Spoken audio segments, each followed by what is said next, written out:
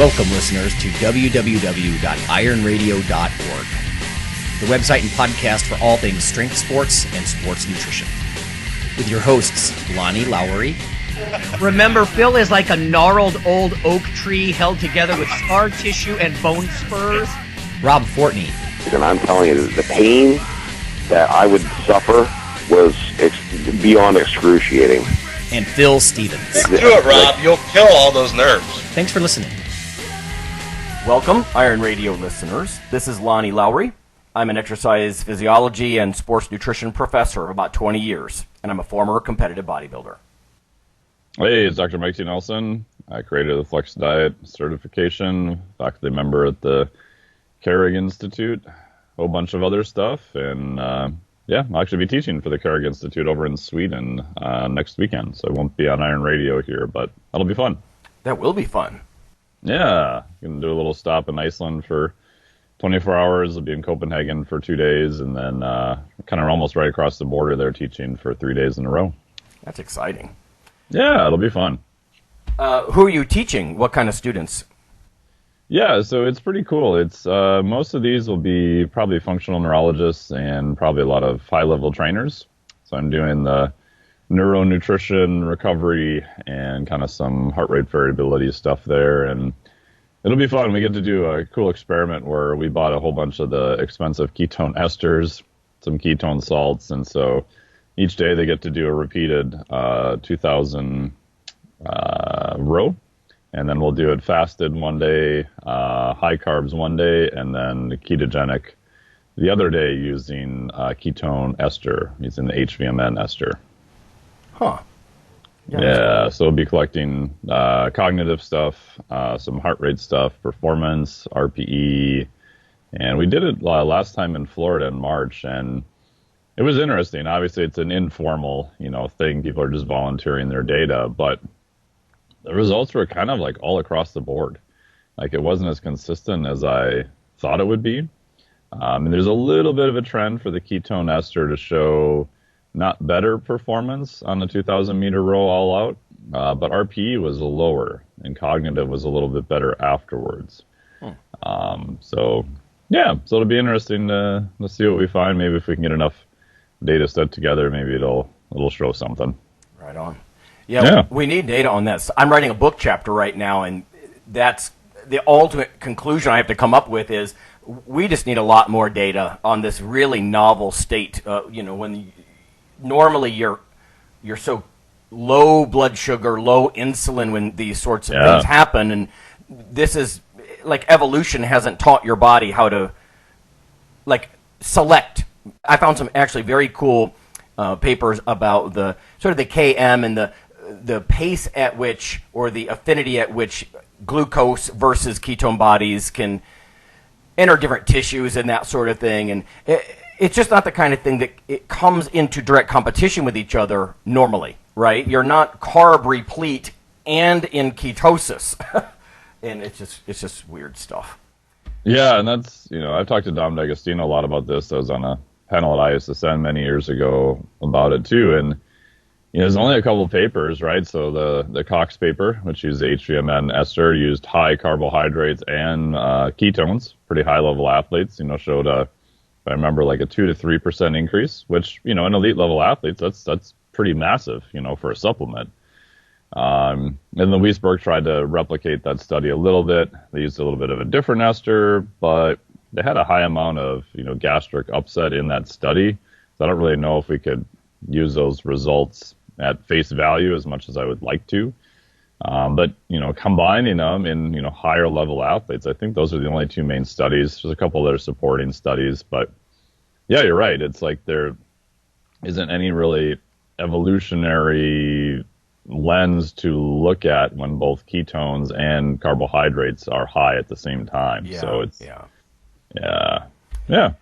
Honestly, I mean, when people talk about fat loading or ketotic diets and all this sort of thing, you have to at least bring some early mention of this into the textbooks and the literature. Otherwise, people don't know what they're getting into. They might think, ketosis is good because of X, Y, Z. It's like, well, that's that's more of a metabolic ketosis because you're not eating any carbohydrates, and it's just such a weird new thing. I'm excited to see where this pans out. It may be, I mean, science doesn't care what we want. You know, it may be that glucose and ketones, maybe the glucose outcompetes the ketones, you know, or maybe it's a 50-50 thing, and it just doesn't work the way it works with metabolic ketosis. But regardless of what happens, I think it'll be neat to see. So.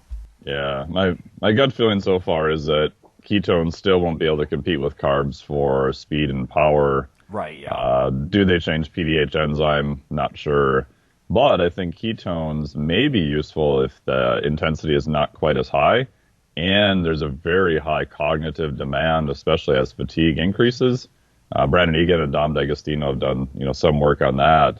And to me, if I were to guess and throw a dart at a board, that's what I would be like super interested in, because, in team sports and other, sports where you have a lot of thought going on too, that may be, very useful, even though it's not a direct increase in speed and power per se, but for, more fuzzier performances, soccer, football, things like that, it may be turn out to maybe be a big performance increase. Yeah, like an additional fuel. Yeah. Right. Yeah. Okay. Nerding out already. Right. Bill's not here. I know it, right?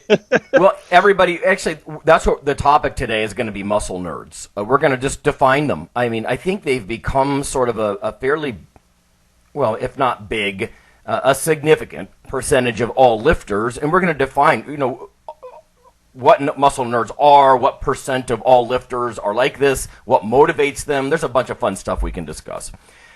Maybe you can ask yourself as a listener, do I fall into this category? Right. So a couple of pieces of news, though, first. These are all science news. Strength and muscle sport news. The first one addressed something, Mike, that you and I have talked about at conferences. You know how like we walk up to a poster and they're saying something kind of damning about red meat. And, I'd love to say, describe red meat, and then that usually they end up backpedaling. Right, because they conflate bologna with grass-fed round steak, and that kind of thing. But not all researchers do that, of course. And this paper actually talks about the descriptors. So the title here is Dietary Meat Categories and Descriptions in Chronic Disease Research are substantively different between experimental models and observational studies. In other words, when we go do a direct control group comparison, the way we're describing meats isn't what the epidemiological studies are doing. So is this apples and oranges, right? Maybe that's a bad metaphor in terms of fruits. It says this analysis describes patterns in dietary meat, and then they kind of spell that out. Skeletal muscle and associated tissues, right? Either mammalian, avian, or aquatic. And those are collectively referred to as muscle foods. And Mike, you and I, like at IFT, I remember they really like that term, right? Muscle foods. And you kind of got to be careful, because we might go into a session called muscle food thinking, nutrients for muscle building, thinking about human muscle. But a total of 1,020 categories, 1,020 categories, and 776 descriptors of those categories were identified from 369 articles.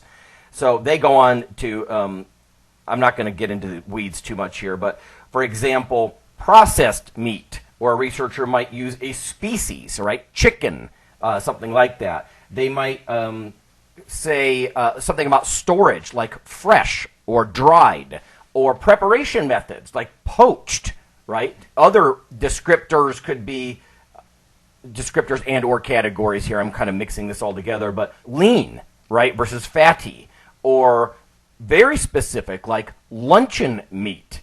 So they go on to say that researchers describe processed meat, red meat, and total meat categories more commonly than they described poultry or fish. So I think maybe researchers do feel more compelled to say, what am I talking about with the red meat? And they don't do that as much with poultry and fish, turkey, chicken. Yeah. Yeah, I imagine like the difference between whitefish and salmon. It's night and day, and so we can't just say fish. In conclusion, muscle food categories and descriptions are substantially different between experimental studies and observational studies. So I think we need to get our act together. This is the first time I've actually been able to point to a paper and say, look at that. Like, there are so many ways to do this with descriptors, preparation, storage, species, that we can't paint with a broad brush. I wouldn't think too much. So yeah, that's interesting. That sort of bleeds into our next one. We also have to be careful with how we describe fruits. So, you know what, I was remiss. That last paper was from O'Connor and colleagues, Advances in Nutrition, just came out. This next one is about dried fruit from Mossine, Mossine, and colleagues, also Advances in Nutrition, brand new. Dried fruit intake in cancer, a systematic review of observational studies.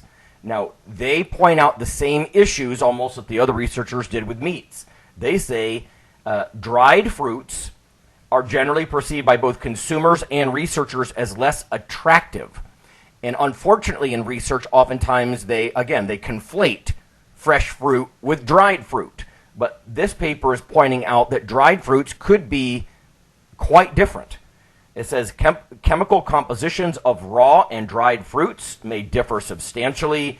Several clinical and lab intervention studies have reported the protective effects of dehydrated fruits against the progression of some cancers. And this is what kind of caught my eye. It says cohort studies determine that significant reductions, and again, this is specifically to dried fruit, reduce the relative risk of precancerous colorectal polyps. So if people aren't familiar, a lot of people as they age will develop one or more polyps in their intestines, right, in their large intestines, and those tend to become cancerous. If you can remove them when they're just a benign polyp, you're out of the woods. But if you just let them sit there for years, 10 years, you could end up with colon cancer, and that's one of the major cancers. So anyway, reduced risk of precancerous polyps, reduce the incidence of prostate cancer, and reduce the mortality from pancreatic cancer. Now you might say, okay, but how much? Well, it reduced the polyps in your intestines by 24%, the risk. It reduced prostate cancer risk by 49%. And it reduced the pancreatic cancer that was, mortality risk associated by 65%. And that's if people ate 3 to 5 or more servings of dried fruits per week. So that's just per week. And then it just goes on to say only a very limited number of health outcome and dried fruit studies have really been done. Evaluations have been done. And if you dig into the paper a little bit, it just talks about what makes some people shy away is that they're concentrated, right? They have higher sugar content, right? Because they're dehydrated. But our population loves that stuff, right? More nutrients concentrated, more carbs in there, just more calories in general in something like a raisin than a grape, right? That sort of idea. So is the theory there you're just getting a more concentrated form, which is why it's more beneficial then, I would assume? That's one of the things. The other is just the chemical composition. The vitamins, change. I guess, can differ. Like Mike, you and I have talked about stuff like freeze carbohydrates of different kinds, and it changes their glycemic index of resistant starch and all that. It may have something to do with that. Maybe the phytochemicals are concentrated, Yeah. So that might be slightly different too. To the heat process may change them, I suppose. Right on. I mean that's reminiscent of coffee. Cold brew coffee versus hot brew, and totally. Yep. So I just think this is a great opportunity for our listeners to think about dried fruits. And let me go to one more paper and explain something about dried fruits. This is a slightly older paper from the Nutrition Journal 2016 from Carughi, Carughi and colleagues, pairing nuts and dried fruits for cardiometabolic health. And again, I would think that a lot of lifters, that's one of my favorite gym bag snacks, right, or car snacks, is dried fruits and nuts. They're very calorie dense. They're nutrient-rich. But this says certain dietary patterns with fruits and nuts involved reduce different metabolic diseases. Estimated fruit consumption historically in the U.S. has been low.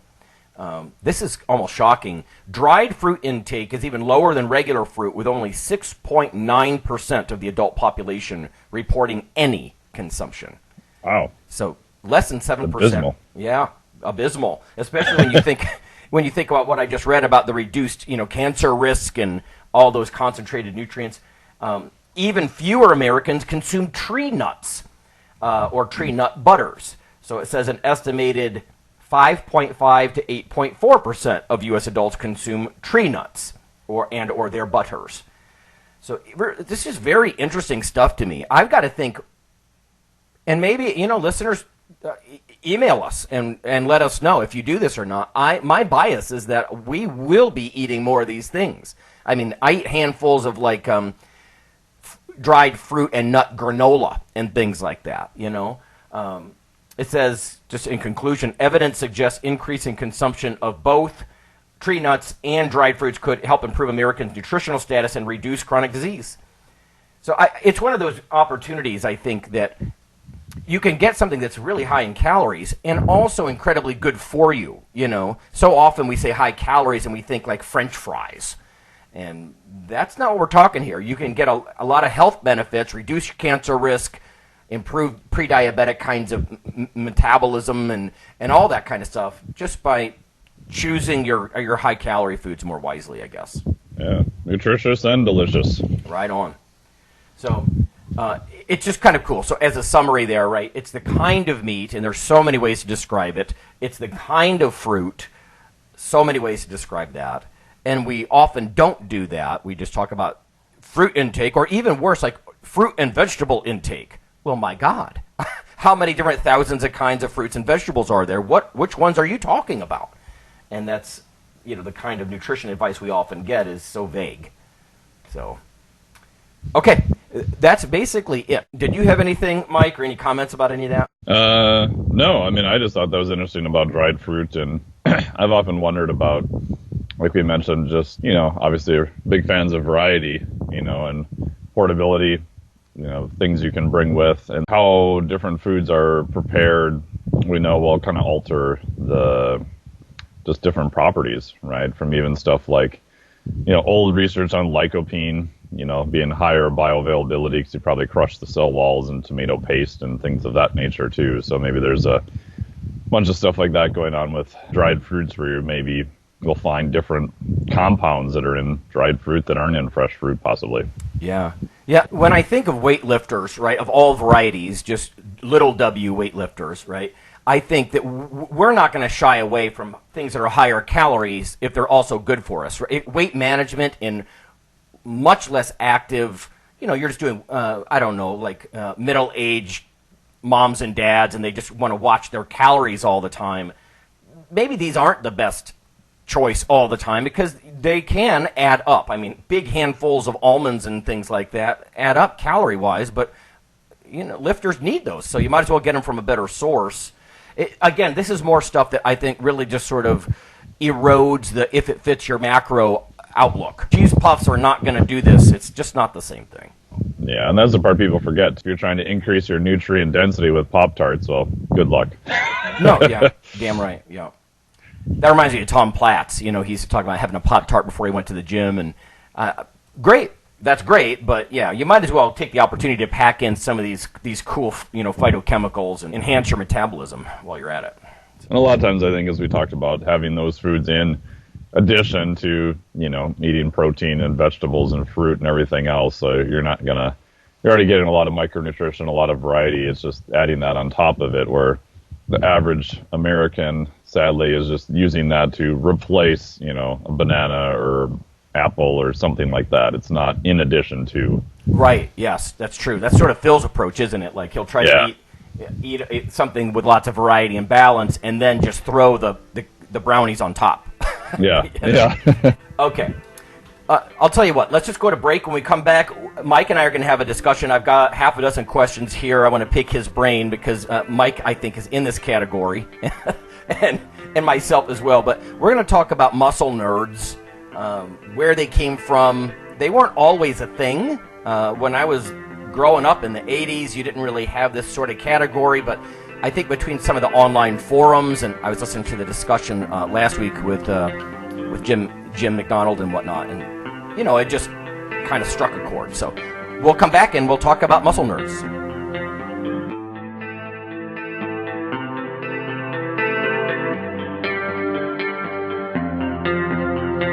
Hey listeners, this is Dr. Lonnie Lowery. If you've ever had anyone critique you on your protein intake as part of your weightlifting lifestyle, oh, you poor meathead, all that extra protein is going to rot your kidneys or weaken your bones or dehydrate you or give you gout or who knows what. There is a book available. You could simply Google CRC Press and Lowery. And what I've done is reach out to experts all over the world and create a book, a single compendium that you can hold up and say, this is why I consume extra protein. This can be very valuable when you're being quote-unquote educated by various professionals on the topic. There's an enormous amount of literature in this book on the safety, the effectiveness, how protein works in cells, the history of protein and weight trainers, much more. So again, please check out CRC Press and Protein and Lowery. You can just Google that. And I do, full disclosure, I do make a small single-digit royalty on the book. But that's not why I did it. I did it so we can all have something, our particular population, to both defend what we do and to inform our nutrition and our eating. Thanks.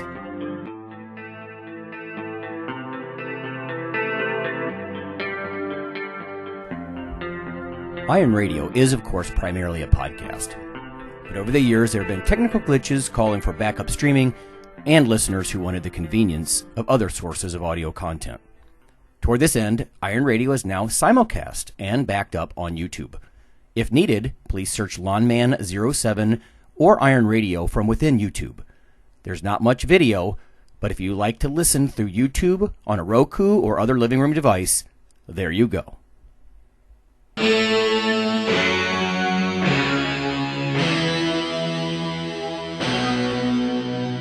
Like your weekly fix of Iron Radio? In addition to being a popular institute on iTunes, we are also on email. Simply go to www.ironradio.org and sign up for the voluntary email. You'll get a once per week email, no more. That's little more than the show notes and a link to the audio. So go for it.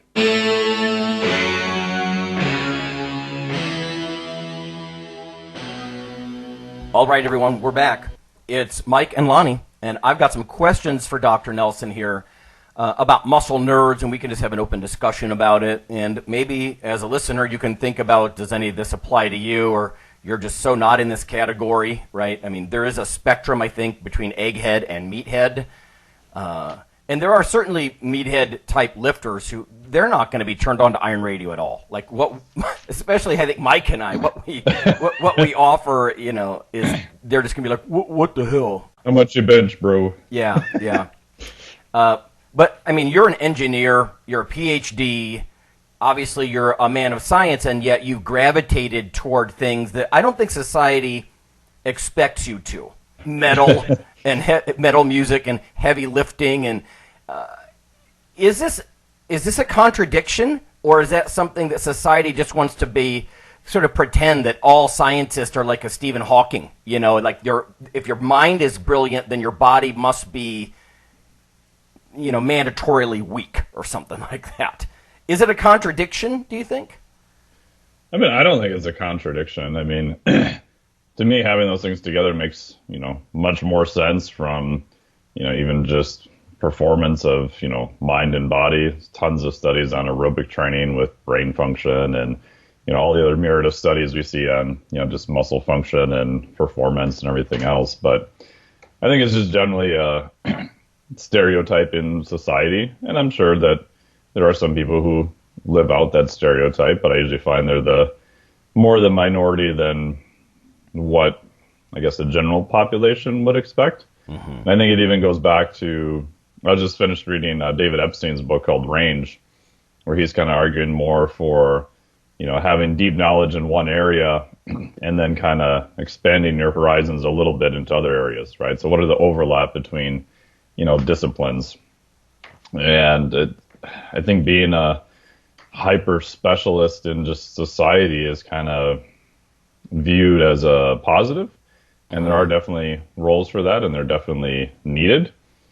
But the assumption is that you can only do kind of that one thing, right? If you're really, really good in sports, then you must not be very good at anything else, right? Yeah. And we kind of almost I think people who are very hyper specialized almost kind of up on a pedestal, whether it's medicine and become hyper specialized. So now, orthopedics are only doing, one type of ACL replacement for knees. Not all of them, and there's definitely a time and a place for that, but it's very specific, right? If I need a ACL replaced, I'm going to try to find the best ACL surgeon I can find, and that's probably mostly what he's going to spend his or her life doing. But if my knee kind of hurts, I don't know if I want to go to that person. But I think society in general just still has the lure of being a hyper specialist is something that is very lauded upon, but then kind of put in a box of that's kind of the assumption of that's the only thing that you're going to be good at, I guess. Yeah. The dumb jock, the pencil neck nerd. Right. And people do. They want to attach almost a single word to you. When I went back to school in some of the more formal nutrition stuff, it's amazing how, when I worked in dietetics departments, they're like, this is Lonnie, he's the exercise phys guy. And when I work in exercise science departments, they're like, this is Lonnie, he's the nutritionist. I'm like, I paid a lot of money to do both of these things, you guys. but I get it, right? They want to brand you in a very narrow way. Luckily, though, but let's get back to this idea of the muscle nerd, because this is a hybrid, and I agree with you. I mean, to me, it's self-actualization. Anybody who wants to be heroically strong or massive, why would you not also want to enhance your cognitive abilities? And this extends into nootropics and all that sort of stuff. I mean, people talk about anabolic steroids for strength and size, but what about nootropics? I mean, what a fascinating concept that is. They're essentially like cognitive steroids for your brain, if you will, even if they're not steroidal. But yeah, that sort of self-actualization thing. But we're middle-aged, right? So when you were young, I'm guessing you didn't see many people in this muscle nerd category, this egghead, meathead crossover. Where did they come from? Because I think you've got a lot of examples we can think of from what grew out of T-Nation or, again, listening last week, even a little bit from the bodybuilding.com forums. But you've got people like us and John Berardi and Lane Norton, and there's all these guys that I think fit this category. Where did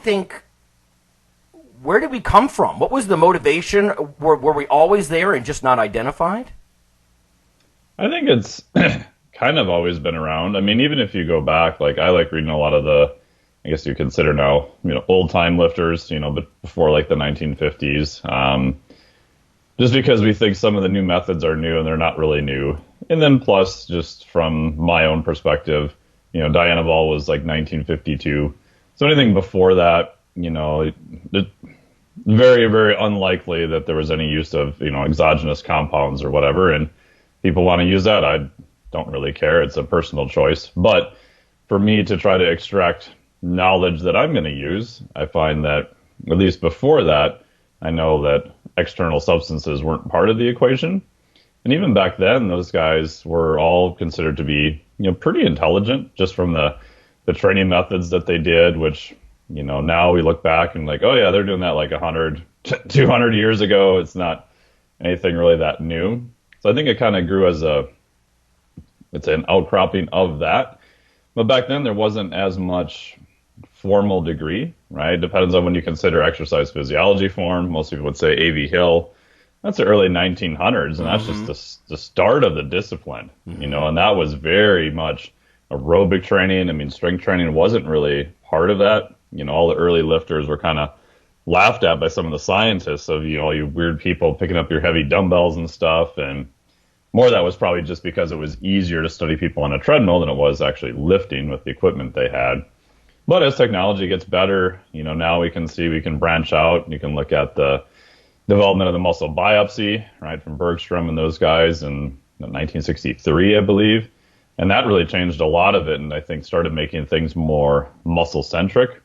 And then fast forward to stuff like MRI, MRS, non-invasive equipment to get ideas of what's going on. And I think another key part, too, was that you didn't have to necessarily even go into academics.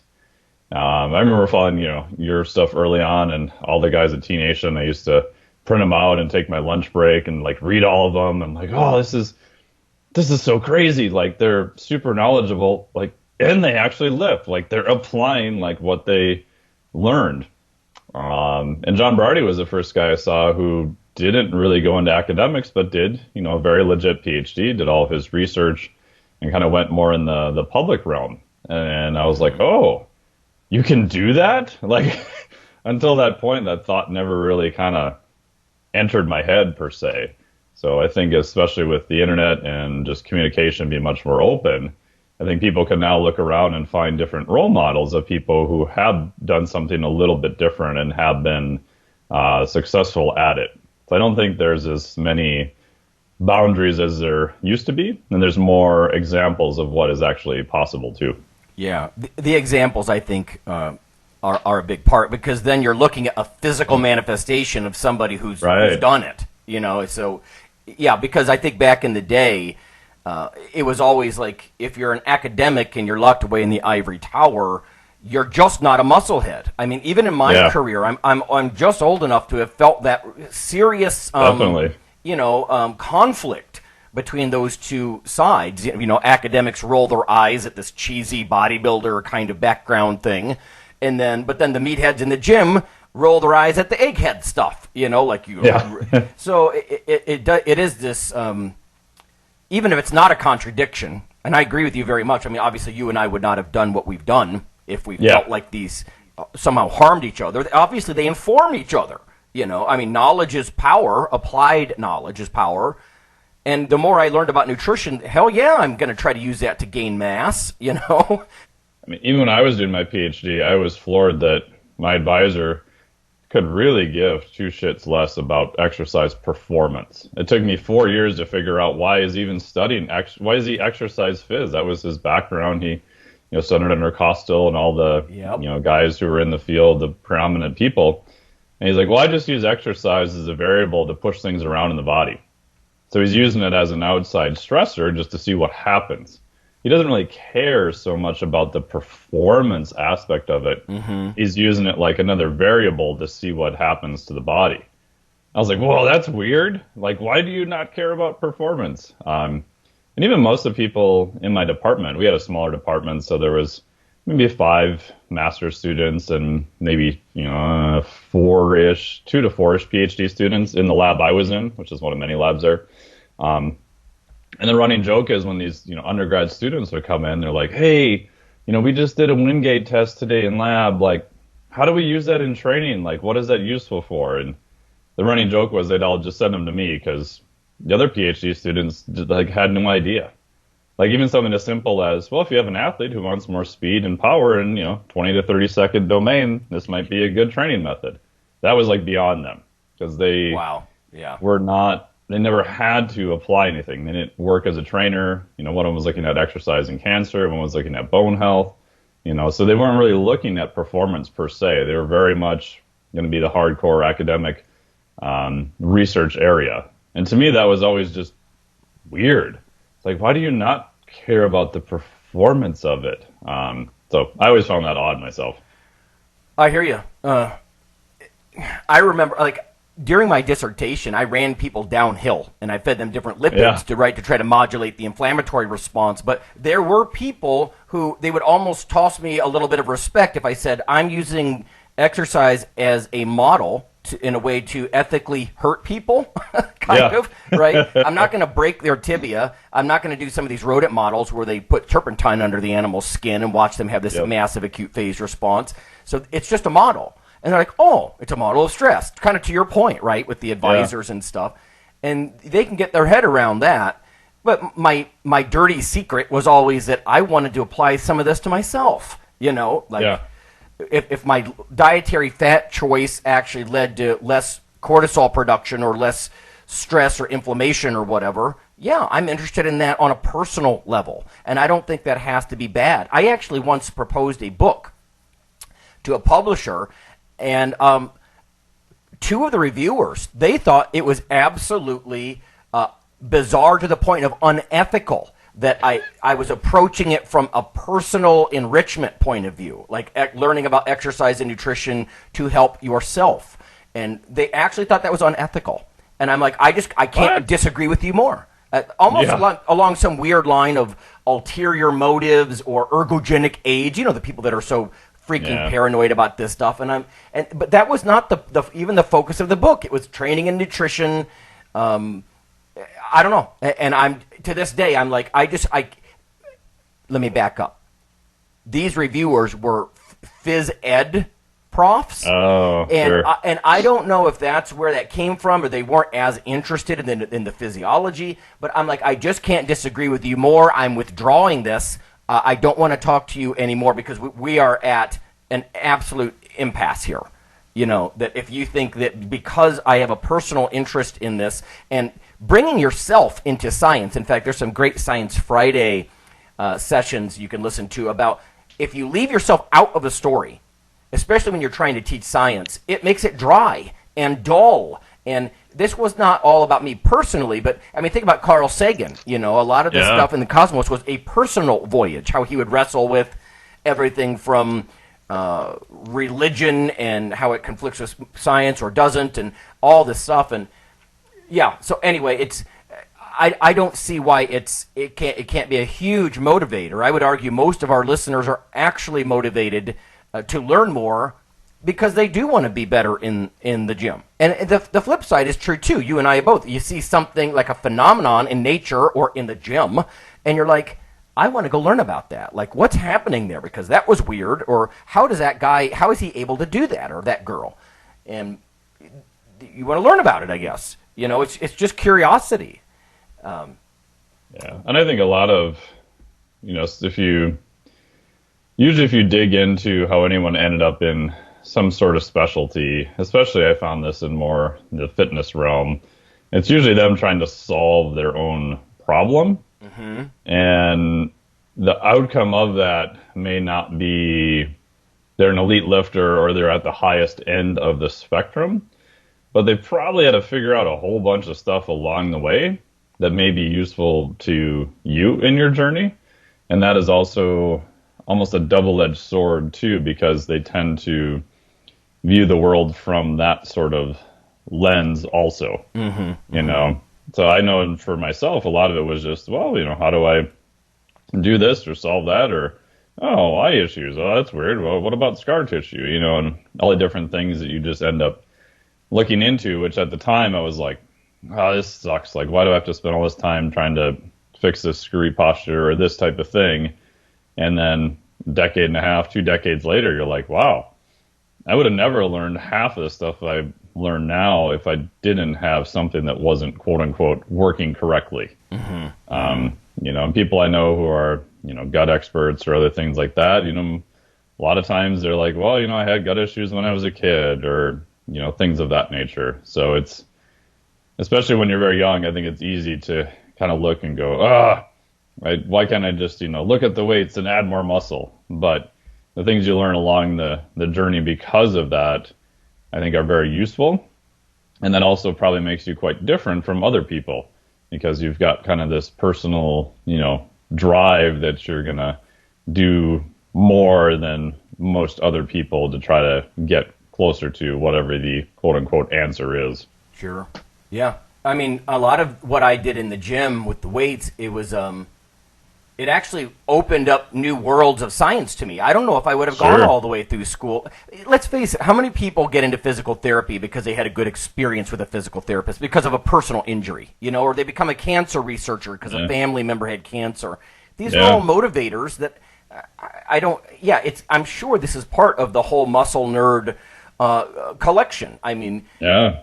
you talk about like real life examples, but there's even like artistic and fantasy and fictitious ones.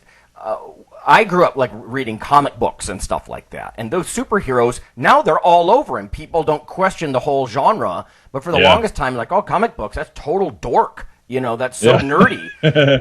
Or metal music. That's aggressive stuff, but it's sort of often wrapped in fantasy and power and all of these sorts of things. And what do? We go into the gym, me, you, and Phil, all three of us, and you put on the metal, and you kind of enter a different zone.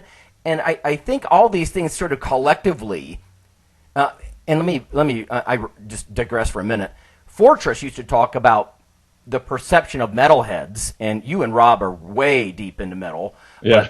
But Rob would used to say there's actually an awful lot of them that are almost in the, you could almost consider like a nerdy type category. You know, they're a subculture. They're rejecting certain things in Gen Pop, like Gen Pop top 40 music is a joke, you know, and all that sort of stuff. But I think a lot of these things do sort of come into this, and they've just become less judged in a way. You know, like if you like comic book superheroes and that motivates you because you identify with one of them and you want to be like the Hulk or something, then no one's really going to roll their eyes as much, because now it's fantasy and comic books and that sort of stuff is such common knowledge. Whereas before, you know, Wolverine or Conan, people would say, "You're odd, boy," you know.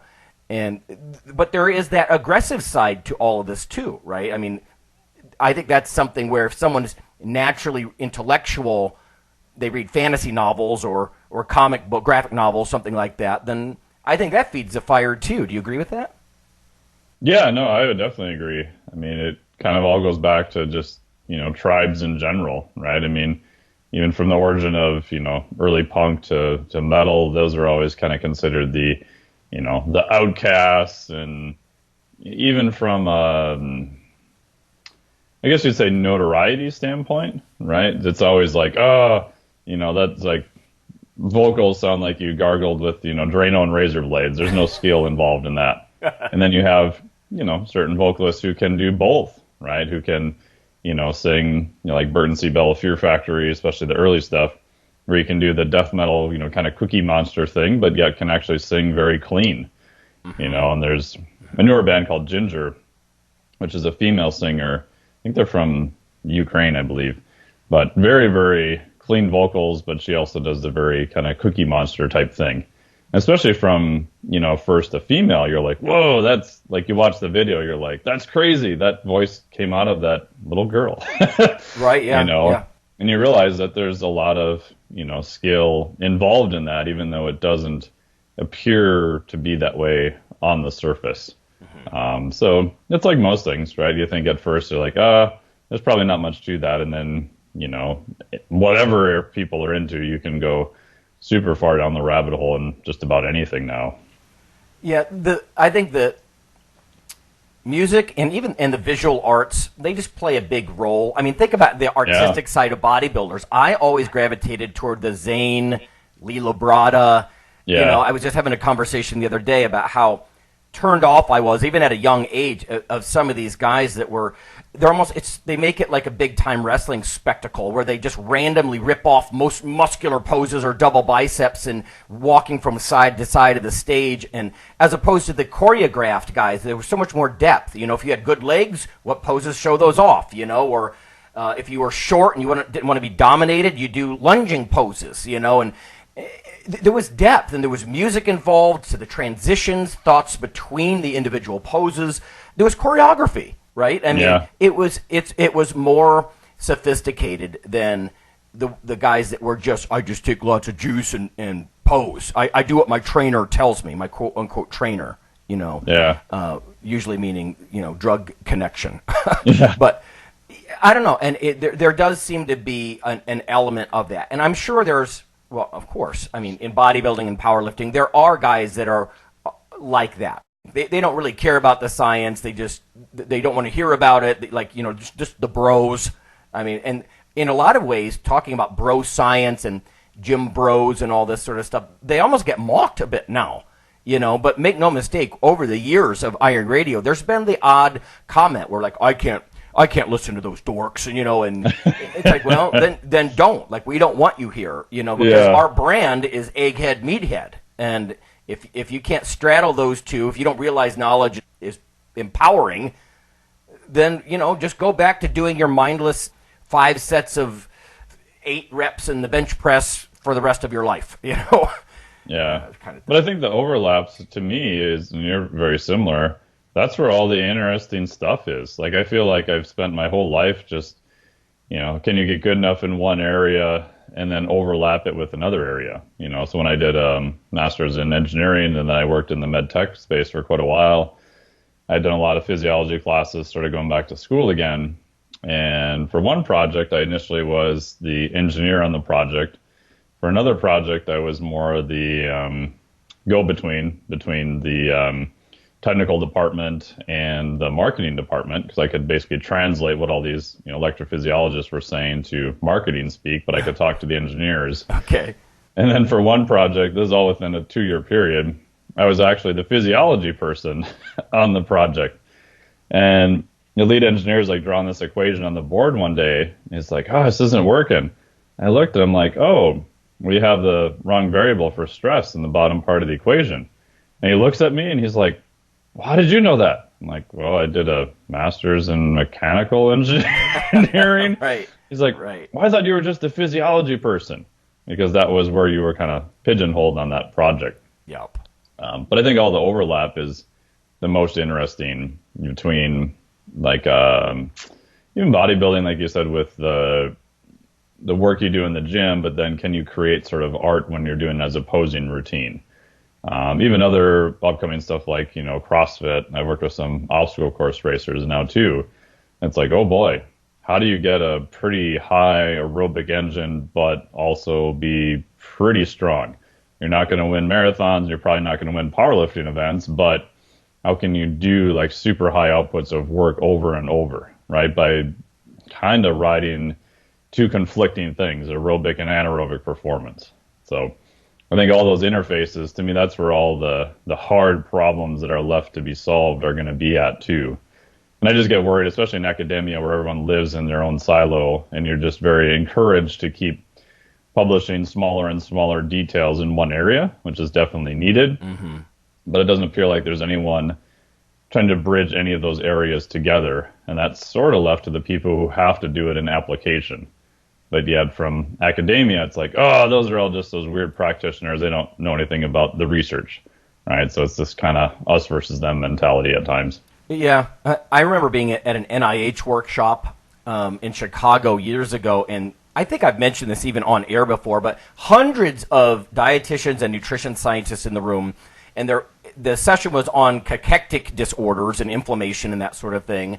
And literally, like, they were at an impasse collectively. They're like, what can we do? What stimulus? You can't just feed more low-quality proteins if somebody, for example, if they have renal cachexia, they're wasting away. You can't flood them with all kinds of protein with no thought to its quality. And what about anabolic hormones? Oh, we can't do that. And, I mean, I'm drawing from this bodybuilding background, like, abusing hormones and lifting weights is what those guys do, you know? So I raised my hand. I'm like, progressive resistance training? And they're like all kind of talking to their chins. Could that be? Is it that simple? Or, is like they didn't even think about that. That's a real stimulus, and people can manipulate that stimulus to really extreme degrees, Oh, yeah. Like both low and high. Yeah, with super, body mass indexes well over 30, largely muscle mass and stuff like that. And yeah, and because they can't straddle these two things. Or a lot of the stuff that I've seen in the gym, I would bring into the classroom. Like if we just did an advanced lab looking at different markers of eccentric trauma and DOMs and stuff, and you've got to have some idea of how many reps that's going to take of negatives to induce the soreness and the inflammation. And then you draw on your background. You're like, well, I know that I better do at least 25 to 40 reps there. Yeah. And part of that's reading the literature, but it's also the 1 million times you and I have been rocked muscularly because we've done something to ourselves. I guess one thing that we did not address just quickly here, we could kind of wrap up with this, but what percentage do you think of bodybuilders and powerlifters sort of fall into that? People that are equally interested in cognitive improvement, and are muscle nerds 10% of the picture and meatheads 90%? What's the breakdown, do you think? Oh, man. I know it's hard. Ooh. I mean, if I had to just guess, I would say 30-70. Mm-hmm. But my initial guess would have been super high, but then I'm like, but like all the people I hang out with are in in the same category I am, Yeah. for the most part. Yeah. I mean, especially in this area. Mm-hmm. And even like my buddy Luke, who runs a company whose name literally is Muscle Nerds in Australia. Like most of the people I hang out with are in that area. But I would say 30-70? I don't know. What would you say? Yeah, I agree with you, because we have like almost a daily confirmation bias by talking to totally this 100%. echo chamber of other muscle nerds, right? But honestly, I think that's one of the reasons that over the years IronRadio has been relatively highly rated, because people are like, I identify with that. Like, I like to learn what's going on in the science news, and yes, I'm going to see if I can't apply that to myself.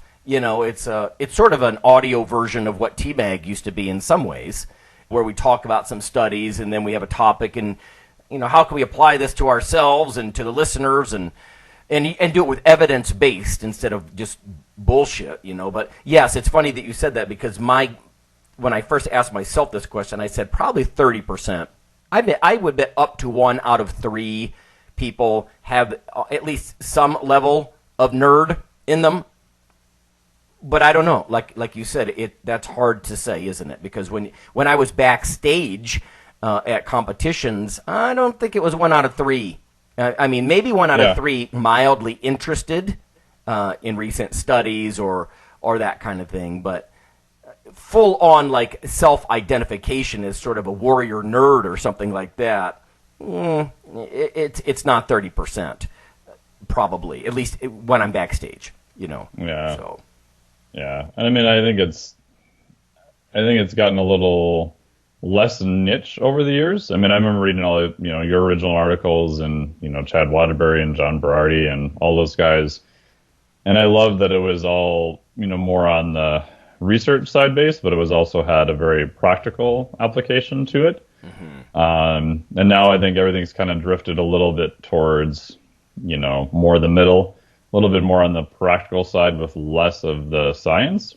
But then you've got guys, like Greg Nuckols and what he's doing that's very science-based, and, Dr. Brett Contreras and a whole bunch of other people that are doing very heavily based science stuff, but still also coach people and lift, and, Lane Norton and guys like that. So on the other hand, I think maybe it's just growing more in popularity, just maybe not quite as niche as it used to be. But again, then I go to the grocery store or go to some other thing where you're in public or you're on a plane, and the questions you get from people, you're just like, whoa. Yeah. You're like, I do live in my own world. Right. Yeah, it's true. I think in general, nerd culture is almost a cool thing now. Like Comic Con and all these kinds of things, people online sort of really trying to, even if they're not really nerdy, they're co-opting it and pretending they are, almost like it's some kind of, it's actually a cool thing. And boy, that was not the case in the 80s, sort of thing. But I just thought it'd be a fun discussion of what motivates people. And again, listeners, let Mike and I know, and Phil too. Sure. I mean, Phil, we were talking about visual arts. Phil's got a freaking master's in fine arts. Right? In fine arts, right? Yeah. So I'm sure, and he likes very particular kinds of music and all that as motivators. So, you're going to get different degrees of sort of that muscle nerd from all three of us, actually. So. Yeah. And my last comment too is I think that the application is actually the art. So initially when I started, I was much more of the extremely hardcore science, and obviously I still love all that stuff. But I realized that I'm probably not going to live long enough to see science answer all the questions that I want answered. Yeah. And that the application is almost the art of that whole process, right, of taking a study that maybe it was done on mice or maybe it's a limited human subject study, and knowing what you know about physiology from a background, can you speculate into what the action may be? And then we all have the ability to run our own kind of N of 1 and see, does that work? Does it not work? And you're never going to get a super clear answer from that because you can't put your entire life on hold to change one variable, but I think that's also part of the process that makes it fun, because life is kind of an experiment. I think that keeps you kind of engaged in the whole entire process too. And I think people sometimes forget that if that's what makes it fun, you're probably going to do more of it and keep continuing down that path also. It's very much like evidence-based medicine. I remember showing a bunch of studies to a guy I know who became my friend over the years. He's an endocrinologist, and he's like, that is fascinating stuff. He said, my challenge is to, and to your point, look like the art, or the phrase, there's a snip for that, right? Like individual differences, it makes the application of this not always a guarantee. So how do you tweak this for an individual or even yourself? And I think that's where you almost have to have a little bit of science nerd in you. But then, like you said, where is the art in applying this to a very unique physiology or, unique person? So, yeah, fun stuff. All right. Well, that's it. That's what happens when Phil's away, everybody. Yeah. We'll just catch up with you next week then. See you.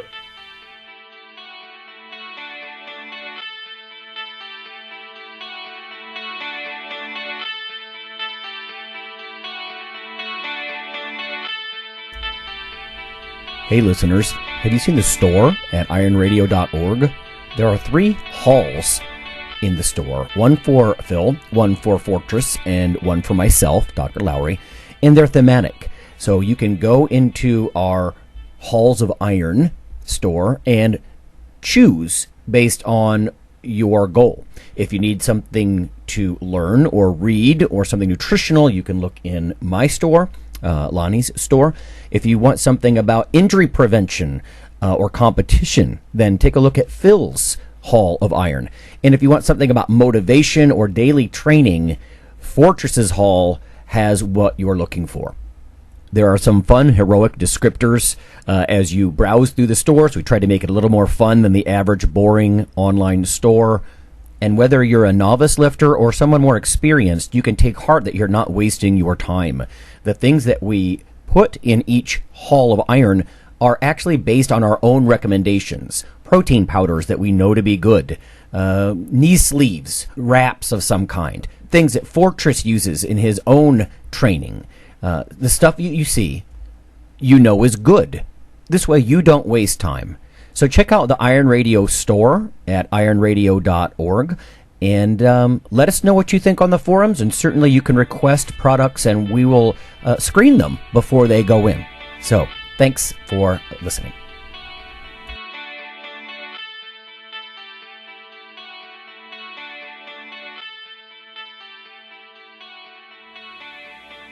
Iron Radio is accepting donations. If you like what we do, the professors, the scientists, the bodybuilding show promoters, the athletes themselves in powerlifting and bodybuilding, please consider making a donation or maybe buying something from the ironradio.org store. We also are accepting supporting members. So for $4 a month, which is frankly less than the bank sneaks out of your account in fees, you can step up and support a form of sort of public radio for the bodybuilding and powerlifting and strength community. The Iron Radio podcast and all of the audio on ironradio.org is for informational purposes only. If you're interested in starting a diet or exercise program, it's important to check with your physician. Also seek the help of registered dietitians, athletic trainers, and qualified exercise physiologists in order to make the progress that you need.